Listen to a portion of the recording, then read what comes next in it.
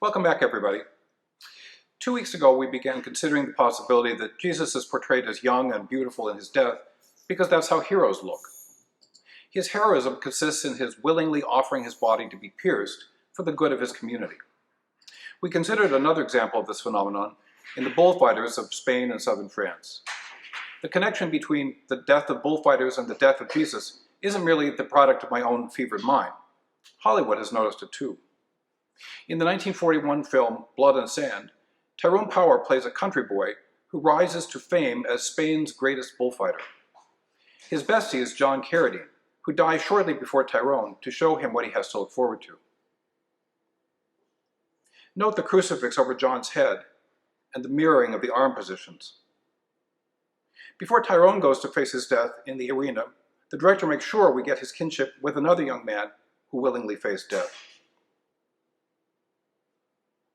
Fatally gored, Power is returned to this scene to die, at which moment the priest makes the sign of the cross over his body. After which the priest and Linda Darnell, as Ty's wife, station themselves at the foot of the cross, known in art history as the daisis, John and Mary at the foot of Jesus' cross. Someone knew their Christian iconography. Now you may be saying, I don't get it. How is a bullfighter like Jesus? Isn't bullfighting just a kind of sport? First of all, don't say that to any Spaniard, at least to any pro-bullfighting Spaniard. For them, the bullfight is a liturgy, and the torero is a priest, going to offer the bull as sacrifice in an echo of the ancient cult of Mithraism. 2 weeks ago, I pointed out that the vestments worn by the torero are made of the same embroidered fabrics worn by priests to celebrate the Mass. But today I'd like to go deeper than the level of mere parallelism.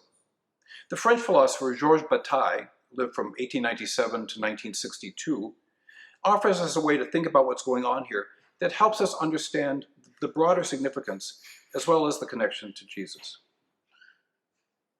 In his book Erotics, Death and Sensuality, published in France in 1957, but not in English until 1986, he looks at the erotic implications of heroic deaths. He posits that we all live in two worlds, the world of work and the world of imminence. Another way we might describe the world of work is the workaday world. In this world, there are clear boundaries defining individuals, tools to define usefulness, and the imagination of purpose. The world of work creates taboos to protect it from the inbreaking of imminence and the loss of individuality, especially in sexual intercourse and death, both of which are experienced as violence to the orderliness of the world of work. Now, in the world of immanence, the boundaryless world of the spirit, or what we call the sacred, there are no boundaries to establish individual identity and no sense of time or purpose. Throughout most of the history of human religiosity, the world of the immanent was accessed through the deliberate transgression of taboos in controlled and ritualized ways.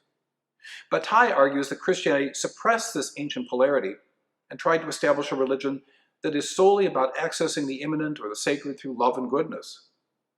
This suppression has led it to create an elaborate system of taboos related to sex and death, and to demonize anyone who breaks those taboos.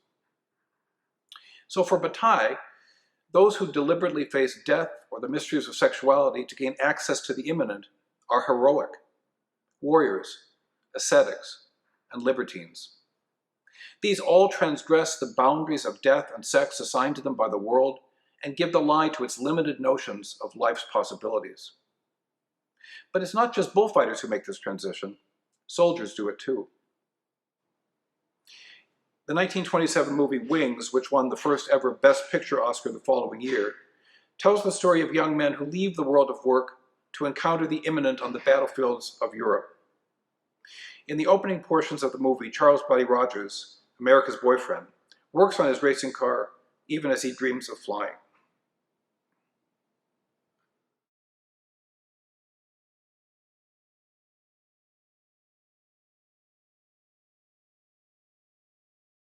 Buddy enlists in the Air Force along with Richard Arlen, his best friend. The movie may be considered a demonstration of the way the performance of heroism reconfigures relationships. Beautiful young men who were initially valued primarily as sons and lovers are transfigured by their choice to encounter death on behalf of their families and country into heroes who have been touched by both death and immortality. The shared experience of facing death together removes these young men from the world of work and forges a bond of love between them not possible in the utilitarian world. Near the end of the film, Buddy inadvertently shoots down Richard when Richard steals a German plane to escape his prisoner of war camp. The scene of Richard's death is framed by the sacrifice of the cross, both in the foreground and in the distance. When Buddy realizes what he's done, he's overcome by his mistake and by the cumulative encounters with death he has experienced in the war. He tries desperately to connect with the friend whose death he has caused. But in the end, he can only worship the beautiful young man who crosses from the world of work to the world of the imminent, right in his presence. This image is widely billed as the first on-screen gay kiss, but I think that really misses the point. It's the encounter with the boundaryless world of the imminent that allows Buddy to express his deep love for his friend in a way he never would in the world of work.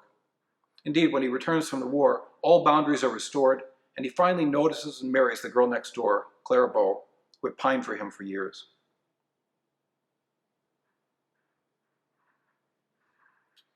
Interesting stuff. Next week, we'll move on to the final possibility of why Jesus might be portrayed as young and beautiful in his death, because that's the way innocence looks. A reminder that all my talks can be found on Bexley Seabury's YouTube channel. There's a link on the Facebook event page for this talk. Hope to see you next week.